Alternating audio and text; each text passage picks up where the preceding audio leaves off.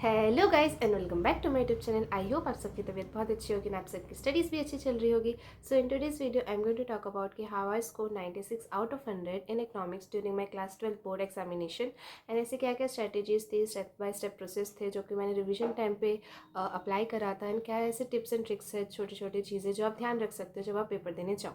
तो इस वीडियो को मैंने फर्दर डिवाइड करा है कुछ पार्ट्स में। पहला पार्ट होगा आपका मैक्रो इकोनॉमिक्स से रिलेटेड, सेकेंड पार्ट होगा आपका इंडियन इकोनॉमिक डेवलपमेंट से रिलेटेड, एंड थर्ड पार्ट में मैं आपको बताने वाली हूँ कि आपको कौन से क्वेश्चन अटेम्प्ट करने हैं एंड किस सीक्वेंस में क्वेश्चन अटेम्प्ट करने हैं। एंड फोर्थ पार्ट में मैं आपको बताऊंगी कि आपको आंसर राइटिंग कैसे करनी है, चाहे वो मैक्रो इकोनॉमिक्स का हो चाहे वो इंडियन इकोनॉमिक डेवलपमेंट का। तो सबसे पहले स्टार्ट करते हैं मैक्रो इकोनॉमिक्स से। मैक्रो इकोनॉमिक्स में अगर आप ऐसा कोई चैप्टर स्टार्ट करें जो कि आपने पहले स्किप कर दिया हो, लेकिन आपको अभी लग रहा है कि यार ये चैप्टर कर लेता हूँ या कर लेती हूँ, या फिर आप वापस से रिविजन कर रहे हो चैप्टर जो आपने ऑलरेडी पढ़ लिया है, तो इसके लिए आप क्या करो, सबसे पहले चाहे आप ट्यूशन जाते हो, चाहे आप टीचर से पढ़ते हो अपने स्कूल के, या फिर आप ऑनलाइन ही क्यों ना स्टडी करते हो, सबसे पहले आपको जो है यूट्यूब में बहुत सारे ऐसे चैनल्स मिल जाएंगे आपको जो कि इकोनॉमिक्स पढ़ाते हैं, ठीक है, और बहुत अच्छे से पढ़ाते हैं। फ्री रिसोर्स जो है बहुत सारे अवेलेबल है, तो उन्हीं में से किसी चैनल को आप फॉलो कर सकते हो जिसका आपको ज़्यादा अच्छे से समझ आए, कि वो अच्छे से एक्सप्लेन कर रहे हैं ना, आपको वो चीज़ ज़्यादा अच्छे से समझ आ रही है। तो मेरे टाइम पे मैंने सुनील पांडा सर का जो यूट्यूब चैनल था वो फॉलो करा था, क्योंकि मुझे ऐसा लगता था कि वो कंपेयर टू अदर टीचर्स मुझे ज़्यादा अच्छे से समझा पा रहे हैं कंसेप्ट वाइज, एंड बहुत सारी चीज़ें बहुत बेसिक लेवल से सिखाते हैं जो कि आपके लिए बहुत ज़्यादा इजी हो जाता है समझने में, एंड फर्दर उसको आप जब अप्लाई करते हो उस कंसेप्ट को तो आपके लिए इजी होता है अंडरस्टैंड करने में, आप अच्छा स्कोर कर लेते हो। क्या करूँ मैं जब भी शूट करने बैठती हूँ तभी ठक ठक, कभी ठक ठक ठक ठक ठक ठक होता रहता है। आज ठक ठक ठक ठक नहीं है, लेकिन आज पीछे से बंदूक ठिश ठिश ठिश ठिश हो रही है। Like dude what should I do. तो जैसे आपने यूट्यूब चैनल जो भी फॉलो करा, उसके बाद आपने कोई चैप्टर लिया या फिर कोई कंसेप्ट उठाया एंड उसको आपने रिवाइज करा, ठीक है, आपने पूरा लेक्चर देख लिया, आपने समझ लिया अच्छा ये कंसेप्ट है, इसका बेसिक कंसेप्ट ये। देन आपको क्या करना है, आपको मैं बोलूँगी कि मैक्रो इकोनॉमिक्स के लिए आपको एनसीईआरटी फॉलो नहीं करनी है। कि जो एनसीईआरटी है मैक्रो इकोनॉमिक्स की वो उतनी ज़्यादा सफिशिएंट नहीं है, उसमें ज़्यादा मल्टीपल क्वेश्चंस नहीं है, डिफरेंट डिफरेंट टॉपिक्स जो है इन डेप्थ में नहीं समझा रखा है, बहुत ही कंसाइज वे में उसमें बता रखा है। तो मैं आपको बोलूँगी कि मैक्रो इकोनॉमिक्स के लिए आपको कोई जो साइड बुक, जो फेमस साइड बुक आपके गाइड बुक हो गया, साइड बुक जो आप यूज़ करते हो या फिर आपके फ्रेंड्स वगैरह यूज़ करते हैं, जो भी मिल रहा है आपको अवेलेबल है आपके पास, तो आप वो साइड बुक यूज़ करो मैक्रो इकोनॉमिक्स के लिए, क्योंकि वो ज़्यादा मतलब आपके लिए बेनिफिशियल होगा कंपेयर टू एनसीईआरटी। अभी आपने जो है, जैसे मैंने बोला कि आपने लेक्चर देख लिया, लेक्चर देख के आपको बेसिक बेसिक समझ आ गई कि चलो ये चैप्टर है, इस चैप्टर में ये कंसेप्ट है, ये बेस है इसका, एंड ऐसे ऐसे क्वेश्चन सॉल्व वगैरह होंगे अगर न्यूमेरिकल का चैप्टर है तो उसके बाद आपने क्या करा, वही गाइड बुक कोई जो आप यूज़ कर रहे हो उसमें जो है सेम चैप्टर खोला आपने। अगर आप वापस से रिवाइज कर रहे हो तो आप डायरेक्ट क्वेश्चन अटेम्प्ट करने चल जाओ, क्योंकि आपको पता है कि अच्छा ये था, इसमें थ्योरी ये है, तो आप ये कर सकते हो। लेकिन अगर आप फर्स्ट टाइम वो चैप्टर स्टार्ट कर रहे हो पढ़ना, आपको यही बोलूँगी कि आप जो है रीड आउट कर लो जो चैप्टर में लिखा हुआ है कंटेंट थोड़ा सा, क्योंकि ऐसे बहुत सारी चीज़ें होती है जो कि आपको लेक्चर्स में नहीं बताई गई होती है इन डेप्थ में, बट बुक में जो है वही जो है इन डेप्थ डिटेल में बताया हुआ होता है, तो वो आपके लिए ज़्यादा ईजी हो जाता है। आप रिविजन कर रहे हो तो ऑब्वियसली आपने कोई नोट्स तो बनाए होंगे उस चैप्टर से रिलेटेड, तो आपको एक बार उस चैप्टर के नोट से गो थ्रू कर लेना है। उसके बाद आपको क्या करना है कि जो भी उसके प्रैक्टिकल क्वेश्चन है, जो कि उसके एग्जाम्पल्स है, ठीक है, एग्जाम्पल ज़्यादा इंपॉर्टेंट होते हैं कंपेयर टू प्रैक्टिकल क्वेश्चन, क्योंकि प्रैक्टिकल क्वेश्चन आपने बहुत बार ऐसा कर लिया होगा अभी तक, तो आपने बहुत सारे test series, test pre boards वगैरह, हाफ ईयरली ये सब दे दिया होगा, तो आपको थोड़ा बहुत आइडिया होगा। लेकिन एग्जाम्पल जो है वो बहुत ज़्यादा इंपॉर्टेंट है, क्योंकि यही चीज़ है बहुत सारे लोग स्किप कर देते हैं कि डायरेक्ट वो प्रैक्टिकल क्वेश्चन में चल जाते हैं, बट आपको जो एग्जाम्पल्स वगैरह देते हैं, इलस्ट्रेशन देते हैं जो बुक के बीच में, मतलब जब आप बुक रीड आउट कर रहे हो ना, तो साइड बुक में इलस्ट्रेशन भी सॉल्व किया होता है कि इस कंसेप्ट में ये इलस्ट्रेशन, इस टाइप के क्वेश्चन आएंगे, तो आप वो भी करके अगर चले जाओगे ना, मोर देन इनफ है, ठीक है। अगर आपके पास टाइम बचता है फर्दर तो आपको जो है प्रैक्टिकल क्वेश्चन भी कर लेना है, लेकिन आप अगर रैपिड रिविजन कर रहे हो तो आप सिर्फ अगर बुक के एग्जाम्पल से इलस्ट्रेशन करके भी चले जाओगे ना, तो भी आपके लिए बहुत ज़्यादा सफिशिएंट होगा, ठीक है, क्योंकि उसमें सारे कंसेप्ट, सारे टाइप के क्वेश्चन जो है कवर होते हैं। सेम जो एग्जाम्पल या फिर इलस्ट्रेशन जो क्वेश्चन होते हैं ना, सिमिलर टाइप के क्वेश्चन जो है वो आपके प्रैक्टिकल क्वेश्चन में देते हैं। तो इलस्ट्रेशन करना ज़्यादा बेनिफिशियल आपके लिए इसलिए होगा क्योंकि इलस्ट्रेशन में आपको प्रोसेस पता चल जाता है कि अच्छा ये स्टेप है, ये फॉलो हुआ है। लेकिन वही अगर आप डायरेक्ट प्रैक्टिकल क्वेश्चन में जाते हो ना, अगर आपने पहले नहीं कर रखा है या फिर आप वापस रिवाइज करो, आपको थोड़ा डाउट है, कन्फ्यूजन है, तो फिर आप प्रैक्टिकल क्वेश्चन जाते हो, आपने आंसर निकाला वो सेम नहीं रहा, फिर आप बहुत सारे यूट्यूब में देखोगे, गूगल में चेक करोगे, ChatGPT से पूछोगे। एंड मोस्ट टाइम ऐसा होता है कि सबके प्रोसेस अलग अलग होते हैं, क्योंकि इकोनॉमिक्स में भी बहुत सारे से होते हैं कि कई नेशनल इनकम का कोई है, उन्होंने किसी दूसरे मेथड से करा है, आपने किसी दूसरे मेथड से करा है, इस क्वेश्चन में स्पेसिफाई नहीं है। तो ये सारी चीज़ें बहुत ज़्यादा कन्फ्यूजन क्रिएट करती थी, इसलिए आप इलस्ट्रेशन करोगे तो ज़्यादा बेनिफिशियल रहेगा आपकी। नेक्स्ट पॉइंट ये आता है इकोनॉमिक्स में कि आपको कंसेप्ट एंड बेस बहुत ही अच्छे से पता होने चाहिए, ठीक है। हर एक चीज़ का मतलब आपको पता होना चाहिए, एंड कौन सी चीज़ कहाँ अप्लाई होगी, कैसे अप्लाई होगी, ये चीज़ भी आपको पता होनी चाहिए, क्योंकि मोर देन लाइक 60% जो पेपर आता है वो इनडायरेक्ट आता है इकोनॉमिक्स में, एंड 40% डायरेक्ट क्वेश्चन का आता है। तो जो इनडायरेक्ट होता है वो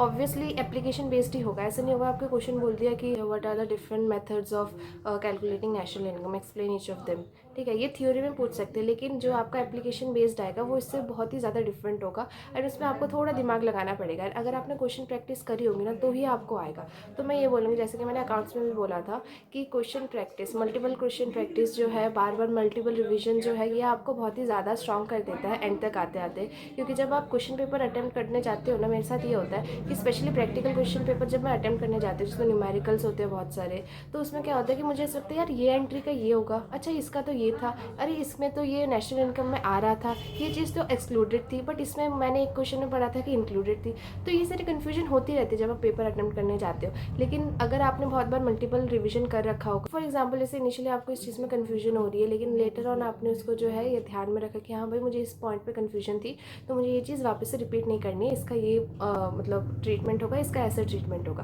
तो ये चीज़ आपको बहुत ज़्यादा हेल्प करती है। मैक्रो इकोनॉमिक्स में ना कभी कभार आपको बहुत ही ज़्यादा मतलब घुमा के क्वेश्चन पूछते हैं। वो पूछते हैं डायरेक्ट वाला, मतलब आपको ऐसा लगता है कि अच्छा डायरेक्टली ये पूछा है, बट वो इनडायरेक्टली कुछ और पूछ रहे होते हैं। तो क्वेश्चन रीडिंग, जब आप क्वेश्चन पढ़ते हो ना मैक्रो इकोनॉमिक्स में, उसमें जो है बहुत ही अच्छे से आपको ध्यान देना है कि क्वेश्चन में पूछा क्या क्या है। डू पूछा गया है, डज इट फॉलो और डज इट नॉट फॉलो, ठीक है। ये सारी चीज़ें आपको देख के करनी है। Start making confusion notes. अब ये कन्फ्यूजन नोट्स क्या है, मैं अपने टाइम पे मैंने ये अकाउंट्स में भी ट्राई करा था एंड मैथ्स में भी ट्राई करा था, मेरी मैथ्स थी क्लास 12 में, एंड मैंने इकोनॉमिक्स का जो प्रैक्टिकल क्वेश्चन था, न्यूमेरिकल क्वेश्चन, उसमें भी ट्राई करा था। एंड ये चीज़ ने मुझे बहुत ही ज़्यादा मतलब हेल्प करा था एंड में आके, एंड बहुत ज़्यादा इंप्रूव करा था मेरे कंसेप्ट एंड बेसिक को, प्रैक्टिकल क्वेश्चन जब मैं अटैम्प्ट करती थी। तो कन्फ्यूजन नोट्स क्या है बेसिकली, कन्फ्यूजन नोट जैसे कि आपने कोई क्वेश्चन अटैम्प्ट करा, ठीक है, एंड वो क्वेश्चन आपने अटैम्प्ट करा, आपने जो वीडियो लेक्चर देखी थी या फिर जैसे आपके टीचर या फिर ट्यूशन बताया गया था, सेम फॉर्मूला या फिर सेम मेथड आपने अप्लाई करा उस क्वेश्चन को सॉल्व करने में, एंड वो क्वेश्चन सॉल्व करने के बाद आपका आंसर डिफरेंट आ रहा है, बुक में आंसर डिफरेंट आ रहा है। तो अब आप क्या करोगे, अपना उस क्वेश्चन को गोला करके रख दोगे, या फिर आप कोई चिट या बुक मार्क या जो भी आप यूज़ करते हो, तो दैट कि आप पहचान सके हाँ भाई इस क्वेश्चन में मुझे डाउट है, इस क्वेश्चन में मैंने सब कुछ सही करा था मेरे अकॉर्डिंग, जैसे उन्होंने बताया था, मैंने सेम फॉर्मूला अप्लाई करा था, मेथड अप्लाई करा था, बट फिर भी मेरा आंसर नहीं आया। तो फिर आपको क्या करना है, आपको यूट्यूब चैनल मतलब यूट्यूब में सर्च करना है कि हाँ भाई इस क्वेश्चन को कैसे सॉल्व करना है, फिर आप ChatGPT या फिर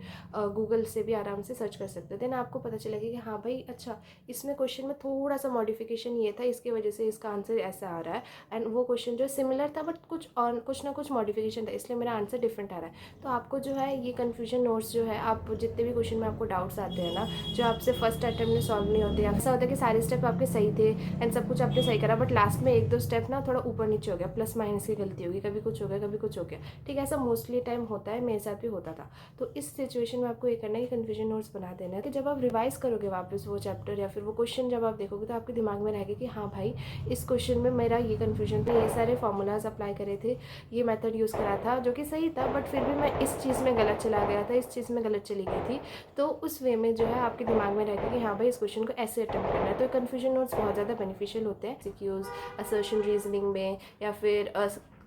state whether the statement one is correct, both are correct, one only correct, second not correct, इस टाइप के क्वेश्चन में जो है ऐसा बहुत ज़्यादा इन डेप्थ से क्वेश्चन आते हैं। तो आपको क्या करना है कि आपको सिमिलर वे में जैसे आप कन्फ्यूजन नोट्स बनाते हो वैसे ही नॉर्मल नोट्स बनाने हैं, या तो आप कॉपी में बना लो या फिर आप बुक में ही हाईलाइट वगैरह कर लो कि हाँ ये पॉइंट है, सो दैट कि जब आप वही रिविजन करो तो वो चीज़ पॉपअप हो और आपके दिमाग में वो चीज़ बैठ जाए कि अच्छा ये इंपॉर्टेंट है, मैं याद करके जाती हूँ। एंड ऑल्सो इसे मैं एक इंपॉर्टेंट पॉइंट मैं और एक ऐड करूँगी दैट कि स्टार्ट मेकिंग फार्मूला शीट्स, ठीक है। फार्मूला शीट्स जो है, जो भी आपके आपके न्यूमेरिकल के फॉर्मूलाज है, जैसे कि जीडीपी का हो गया, सरप्लस, नेट एक्सपोर्ट वगैरह का हो गया, या फिर आपके नेशनल इनकम के मेथड्स हो गए, उसके क्या क्या फार्मूलाज है। तो इससे क्या बेनिफिट होगा कि आप सिंस मल्टीपल रिवीजन कर रहे हो तो फार्मूला ना कभी कभार ऐसा होता है कि प्लस का माइनस हो जाता है, माइनस का प्लस हो जाता है, मल्टीप्लाई का डिवाइड हो जाता है, या कुछ कर देते हो एट द एंड जो है एक छोटी सी सिली मिस्टेक की वजह से ना आपके फॉर्मूला के उससे पूरा आंसर गलत हो जाता है। एंड मेक श्योर करो कि आप जब इकोनॉमिक्स का रिवीजन कर रहे हो तो आप सबसे पहले फॉर्मूला शीट्स लो, उसको गो थ्रू करो अच्छे से, एंड उसके बाद आप एक ब्लैंक पेपर लो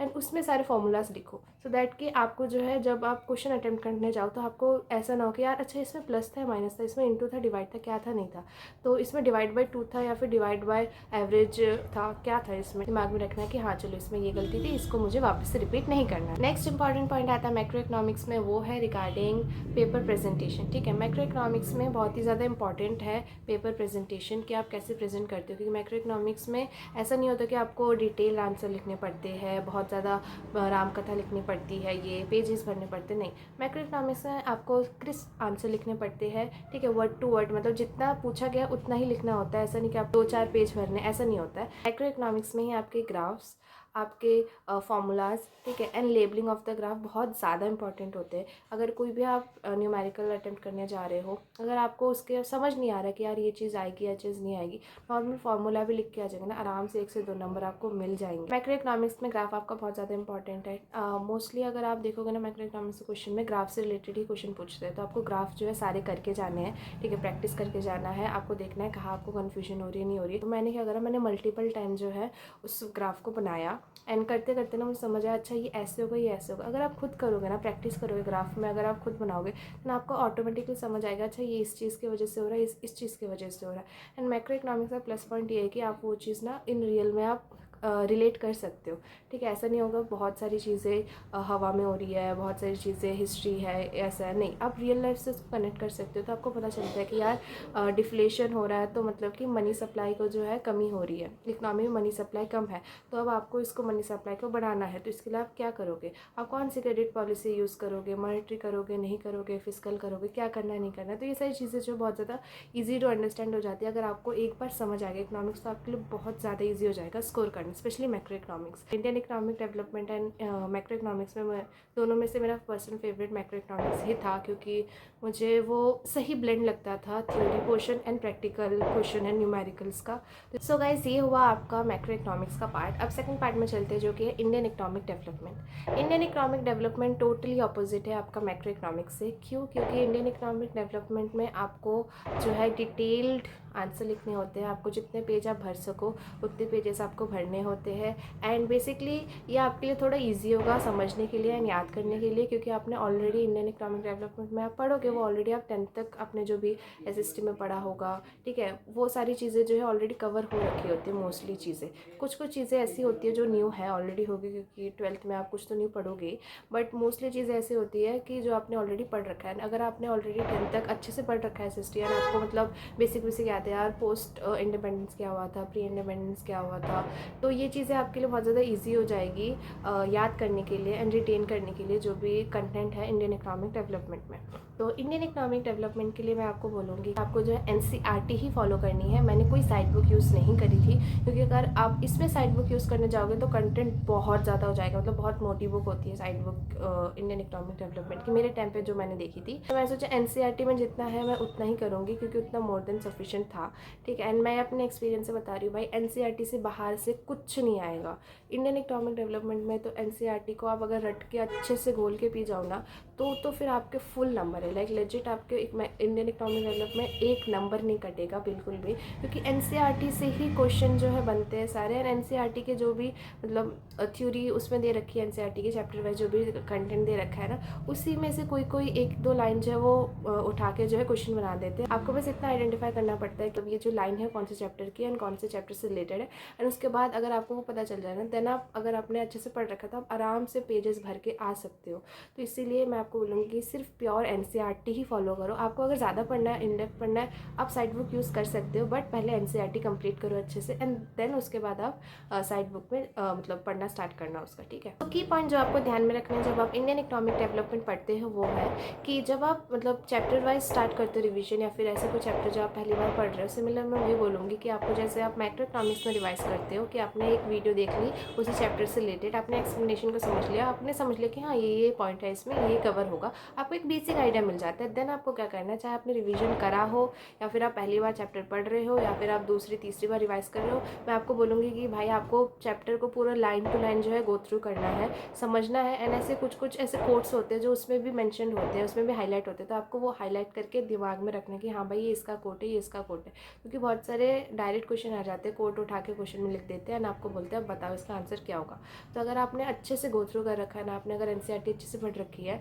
नॉट मैं ये कह रही हूँ कि आपको वर्ड टू वर्ड रखना है, नहीं, आपको जो है कीवर्ड जो है उसका वो याद रखना है एंड उससे रिलेटेड आपको वो करने से आपको पूछ लिया कि कौन से न्यू इकोनॉमिक रिफॉर्म्स थे जो 1990 में इंट्रोड्यूस करे गए थे, तो आपको क्या करना है, आपके जो इसके हेड है ना वो अगर आपको याद है तो अंदर का कंटेंट तो आपको आराम से आ जाएगा, क्योंकि अगर आपको हेड याद है तो आपको उसका एक्सप्लेनेशन पता होगा, वो आप अपने मन से लिख सकते हो। बट जो इसका हेड होगा कि यार ये हुआ था, ये हुआ था, ये हुआ था, तो अगर आप वो लिख दोगे ना, उसको अंडरलाइन कर दोगे, तो आराम से आपको नंबर इसमें मिल जाएंगे। देन जब आप रीड कर रहे हो उस चीज़ को, तो मैंने ये बोला कोट्स वगैरह आपको याद करें, साथ में डेट्स बहुत ज़्यादा इंपॉर्टेंट हो जाती है, जो कि आपको याद रखना बहुत ज़्यादा इंपॉर्टेंट है इंडियन इकोनॉमिक डेवलपमेंट में, क्योंकि अगर आप डेट मेंशन करके आते हो ना तो टीचर को लगता है कि हाँ भाई इसने इंडेप्थ पढ़ रखा है, तो वो अगर डेट भी देख लेते हैं ना, थोड़ा सा ऊपर से एक दो लाइन पढ़ लेते हैं, तो आपको फुल नंबर दे देते हैं। अगर इन डिटेल अगर आपने कुछ एक्स्ट्रा भी लिखा हो ना जो उतना करेक्ट नहीं है, वो उसको भी उतना ज़्यादा ध्यान नहीं देते, आपको पूरे नंबर मिल जाते हैं। इसीलिए डेट्स, ठीक है, कौन कौन सा ग्रुप फॉर्म हुआ था, किस टाइम पे हुआ था, एंड क्या क्या चीज़ें थी जिसकी वजह से ये इफेक्ट हुआ था, ये हुआ था, नहीं हुआ था। नेक्स्ट पॉइंट आता है इंडियन इकोनॉमिक डेवलपमेंट में कि आपको जो है जो आप आंसर लिखोगे ना उसको आपको पॉइंटर्स में लिखना है। ऐसा नहीं है कि आपको सिंस पेजेस भरने हैं तो आप पैराग्राफ वाइज लिख रहे हो, ऐसा नहीं है। आपको सिमिलर वे में जैसे आप मैक्रो इकोनॉमिक्स में पॉइंट वाइज लिख रहे हो, उसमें थोड़ा कम लिखना है, उसमें क्रिस्प लिखना है, लेकिन इसमें जो है आपको डिटेल में पॉइंट वाइज ही लिखना है। जैसे कि आपने हेडिंग डाली ग्लोबलाइजेशन, ग्लोबलाइजेशन क्या होता है आपने डिफाइन करा, देन उसके बाद आपने जो है एक लाइन छोड़ा, देन उसके बाद आपने और एक पॉइंट लिखा उससे रिलेटेड, देन उसके बाद आपने एक और लाइन छोड़ा, देन आपने और 2-3 लाइन लिख दिया। इससे क्या होगा ना, इससे कि आपकी अगर राइटिंग उतनी अच्छी भी नहीं होगी ना तो भी वो साफ साफ पता चलेगी आपने क्या लिखा है, एंड उससे जो है एक पेपर प्रेजेंटेशन जो है इन शॉर्ट अच्छा होता है। एंड पॉइंट वाइज अगर लिखते हो ना तो टीचर को भी लगता है अच्छा हाँ इसने 1 2 3 4 5 इतने पॉइंट लिखे तो इसने सफिशिएंटली लिखा होगा, और ऊपर से वो अगर गो थ्रू कर लेते थोड़ा भी चेकिंग के टाइम पे तो भी वो आपको नंबर दे देते हैं। अगर इंडियन इकोनॉमिक डेवलपमेंट में अगर आपको कुछ ना भी आता है ना तो भी जो भी आपको इन जनरल पता होता है वो आप लिख के आ जाओ, पूरे नंबर तो नहीं मिलेंगे बट एटलीस्ट कुछ नंबर तो मिल जाएंगे। मतलब अगर पूरे कटने होंगे तो उसमें से जो है कुछ 1-2 नंबर तो आपको मिल ही जाएंगे अगर 5 नंबर का होगा। नेक्स्ट एक चीज़ जो हर कोई बोलता है, मैं भी बोल रही हूँ और मैं मल्टीपल टाइम्स बोलती हूँ एंड मैं अभी भी बोल रही हूँ कि आपको जो है थ्योरी पेपर में ये मेक श्योर करना है कि अगर टाइम बचता है तो ठीक है, क्योंकि मैंने अपने टाइम पे कुछ कुछ क्वेश्चंस में छोड़ दिए थे क्योंकि मेरे पास टाइम नहीं था अंडरलाइन करना, हाईलाइट करना कीवर्ड्स एंड जो जो इंपॉर्टेंट फैक्ट्स थे उसको। बट अगर आपके पास टाइम बचता है तो आप प्लीज़ मेक श्योर करो कि आपने जो है अंडरलाइन कर रखा है, सारी की पॉइंट्स हाईलाइट कर रखी है, फैक्ट्स वगैरह, ठीक है। इससे क्या होगा कि आपका जो ओवरऑल जितना भी आपने मतलब बढ़ा चढ़ा के आंसर लिखा होगा, चाहे आपने 2-3 पेज में ही क्यों ना लिखा हो या फिर 4-5 पेज भी लिखा हो, तो भी जो है डायरेक्ट टीचर्स की जो चेकिंग कर रहे हैं उनका कीवर्ड्स में ध्यान जाएगा, एंड अगर वो सेम हुआ, सिमिलर हुआ, जो उनका आंसर शीट मिली है थोड़ा बहुत आसपास में हो, तो पूरे नंबर आपको मिल जाएंगे। जो भी आपने एक्स्ट्रा लिखा होगा पेजेस भरने के लिए या फिर ज़्यादा आंसर को बड़ा दिखाने के लिए, तो उसमें जो है एक्स्ट्रा कुछ ऊपर नीचे हो भी गया होगा तो भी आपके नंबर नहीं कटेंगे। सो गाइस ये था आपका इंडियन इकोनॉमिक डेवलपमेंट में। इंडियन इकोनॉमिक डेवलपमेंट में ज़्यादा ऐसा कुछ टिप्स एंड ट्रिक्स तो है नहीं, जैसे कि मैंने कुछ स्पेसिफिक टिप्स बोले आपको मैक्रो इकोनॉमिक्स में जो आप फॉलो कर सकते हो, एंड आपको फॉलो करना ही चाहिए सो दैट कि पेपर प्रेजेंटेशन भी अच्छा हो एंड आपके कम से कम नंबर कटे। बट इंडियन इकोनॉमिक डेवलपमेंट में वैसा कोई स्पेसिफिक टिप्स नहीं है, बस यही है कि वही कीवर्ड्स हाईलाइट करने हैं, डेट्स, ये सारी चीज़ें याद करनी है, एंड एनसीईआरटी को अच्छे से दिमाग में छाप लेना है, ठीक है। उसके टॉपिक्स वगैरह जो भी है, जो जो एक्सप्लेन कर रखे वो चीज़ें आपके दिमाग में होनी चाहिए। तो guys thank you so much मेरी इतनी देर तक बकर वगैरह सुनने के लिए। आई होप आपको वीडियो अच्छी लगी होगी एंड थोड़ी इन्फॉर्मेटिव लगी होगी। So thank you so much and do like share subscribe. Thank you.